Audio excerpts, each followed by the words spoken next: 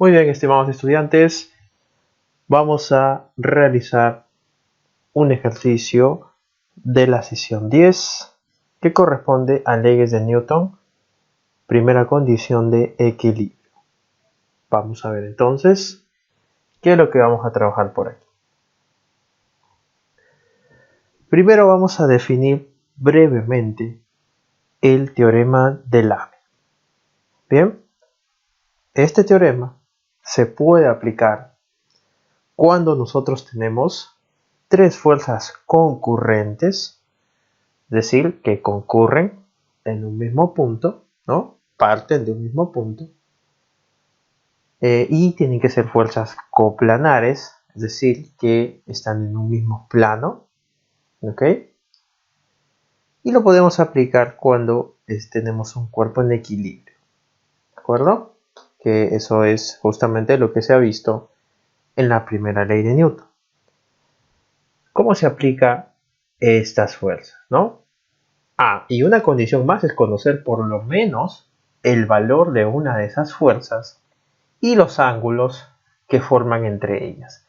En este caso tenemos la fuerza F1, F2, F3 y los ángulos alfa que forman la fuerza F2 con F3, beta que forma F1 con F3 y gamma que forma F1 con F2. Entonces existe una relación entre el módulo de esas fuerzas y el seno de cada uno de esos ángulos. ¿Ya? Hay una equivalencia y una igualdad de la siguiente manera, ¿no? La fuerza F1 dividida entre el seno de alfa será igual a la fuerza F2, ¿no? El módulo, ¿verdad?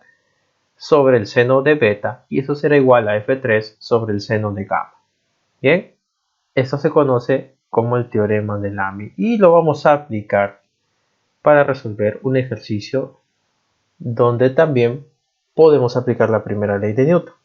¿Ya? Ojo, algunos ejercicios se pueden resolver con el teorema de Lame y también con la primera ley de Newton solamente, ¿no? Solo que el teorema de Lame tiene ciertas condiciones que ya mencionamos para que pueda ser utilizado.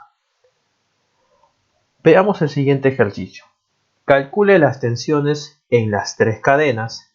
Bien, los pesos de las cadenas y el anillo son despreciables, ¿no? Es decir, que pues, son tan pequeños que no vamos a tomar en cuenta esos pesos. Y nos dice en este caso que W es igual a 100 newtons, ¿no?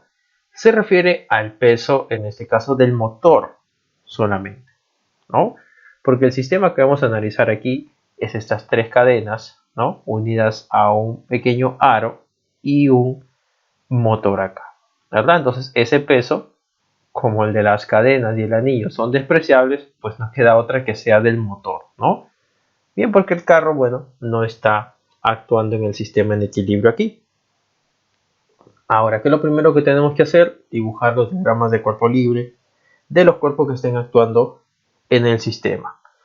Muy bien. Identificar cuántos cuerpos están actuando en el sistema. Rápidamente ubico el motor como uno de los cuerpos a los cuales voy a dibujar el diagrama de cuerpo libre, es decir, dibujar las fuerzas que actúan en él. ¿Y habrá otro más?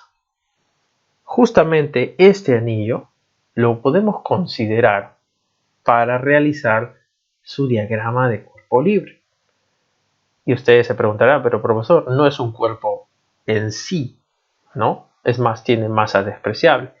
Es correcto, pero concurren ahí tres fuerzas. Bien, así que podemos dibujar ahí también un diagrama de cuerpo libre porque hay varias fuerzas que están concurriendo en un punto. Y se puede hacer el análisis en ese punto. Ya veremos cómo hacerlo.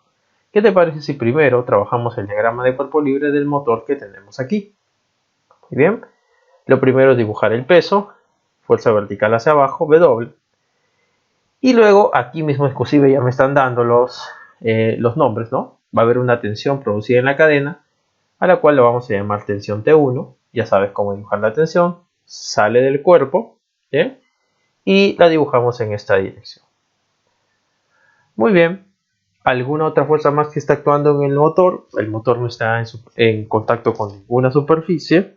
No hay fuerza normal, no hay fuerza de fricción, no hay nada más. Si el sistema está en equilibrio, entonces, de acuerdo a la primera ley de Newton, la sumatoria de las fuerzas tiene que ser igual a cero. Bien, otra cosa muy importante cuando realizas tus problemas de la primera ley de Newton es establecer un sistema de referencia. Bien, aquí el sistema de referencia va a ser el usual, ¿no? Verticalmente tendríamos al eje Y, horizontalmente al eje X. En este caso, en el eje X, para el motor no tenemos ninguna fuerza, así que no lo analizamos. Pero en el eje Y tenemos dos fuerzas, que es la fuerza de tensión 1 y la fuerza del peso que apunta hacia abajo. Lo usual sería, ¿no? Sumatoria de fuerzas igual a 0, las que van hacia arriba positivas, las que van hacia abajo negativas, igual a 0, y tengo mi ecuación o despejo las variables que yo necesito. Pero en ese caso no tengo dos fuerzas y tienen que estar en equilibrio, ¿no? Se entiende que estas fuerzas tienen que ser iguales para que haya equilibrio, ¿verdad? Así que podemos directamente, de esta forma, aplicando la sumatoria de fuerzas en el eje Y igual a 0, ¿verdad?, llegar a la conclusión de que la tensión T1 es igual al peso. Y como el peso era 100 newtons, entonces la tensión T1 también tiene que ser 100 newtons y llegamos a calcular la primera tensión. ¿De acuerdo? Vamos bien hasta ahí. Ahora vamos a hacer un diagrama de cuerpo libre para el aro que tenemos acá, y en el cual nosotros vamos a tener, como ya se habrán dado cuenta, tres tensiones. T1 hacia abajo en este caso, porque está saliendo del aro, T2 hacia la izquierda y T3 en esta dirección y sentido. Profesor, ¿por qué acá la tensión nuevamente es T1? Si abajo también es T1. Pues es la misma cadena, por lo tanto, la tensión se distribuye de manera homogénea en la cadena, así que tiene que ser la misma. Y vamos a tener más o menos el siguiente diagrama que vamos a pasar a explicar. Tensión T1 hacia abajo, T2 hacia la izquierda, T3 en esta dirección. Muy bien. Si se dan cuenta, hay tres fuerzas que están en equilibrio. ¿Qué es lo que vamos a hacer? Aplicar el teorema de Lamy, pero como ya les había dicho, una de las condiciones era conocer por lo menos una de las fuerzas, y T1 efectivamente ya la conocemos. Nos faltaría conocer T2 y T3. Tenemos un ángulo aquí. En este caso, la tensión T3 está formando aquí con el techo 60 grados. ¿De acuerdo? Y si nosotros dibujamos una línea horizontal que pase por aquí, estos dos ángulos, ¿verdad?, por trigonometría, serían ángulos alternos internos. Esos ángulos tienen que ser iguales, por lo tanto este ángulo de acá también es 60 grados. Y todo este ángulo de acá sería el llamado ángulo llano, que mide 180. Por lo tanto, si acá es 60, esto tiene que ser 120. Hasta ahí vamos bien, ¿verdad?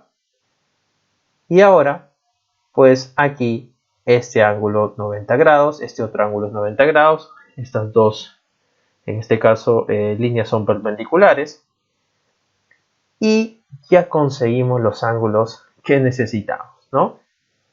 Tenemos el ángulo que forma T1 con T3, ¿no? Sería 90 más 60, 150. El ángulo que forma T3 con T2 es 120. Y el ángulo que forma T2 con T1 es 90. Entonces podemos aplicar el teorema de Lamy de la siguiente manera. T1 se divide entre el seno del ángulo opuesto a T1. ¿Cuál es el ángulo opuesto a T1?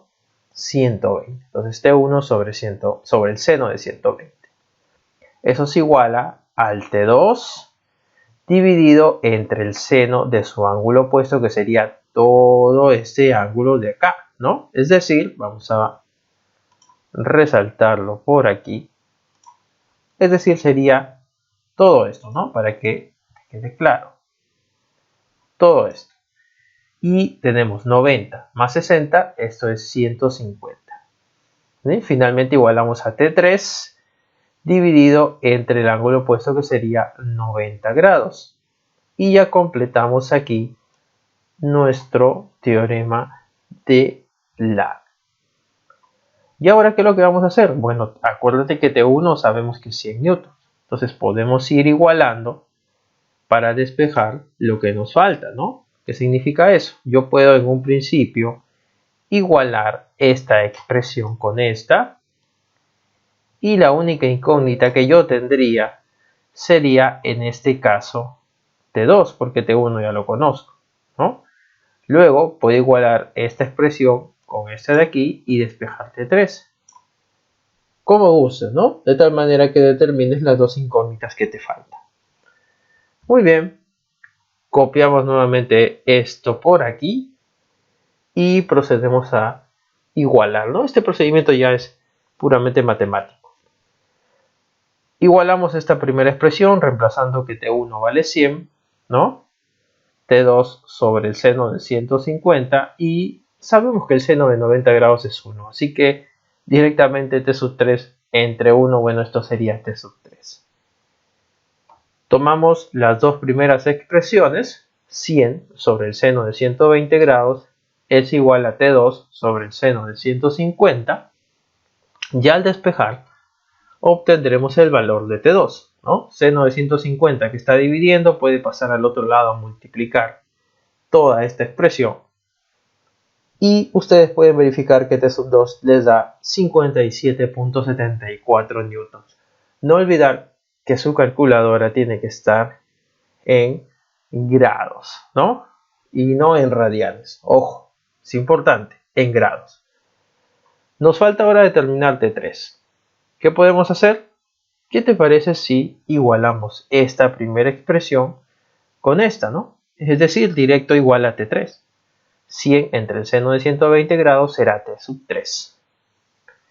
Calculamos eso y T sub 3 nos da el valor de 115.47 newtons.